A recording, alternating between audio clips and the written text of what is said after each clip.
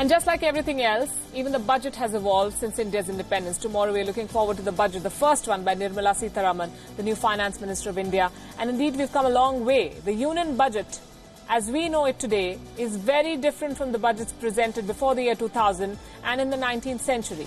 The budget was introduced in India on 7th April 1860 by the East India Company. And since then, the budget has evolved. It has enlarged its ambit and become all-encompassing.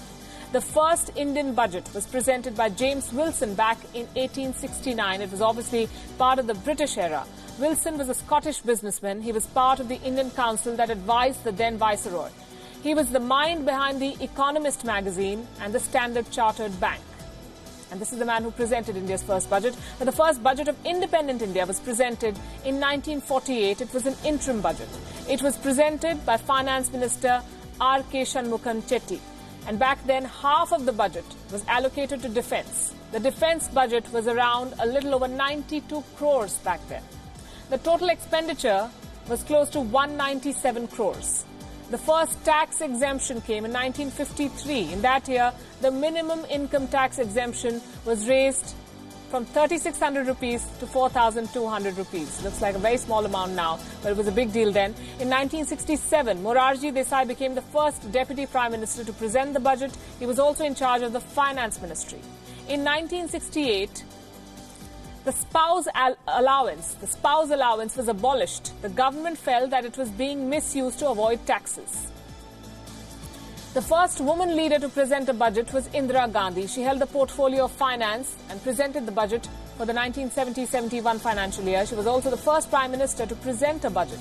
The first tax reforms in India took place in 1974. This was when the maximum marginal tax was reduced from nearly 98% to 75%. The notorious 20-point program of Sanjay Gandhi was part of the 1976-77 budget. It was presented during the emergency.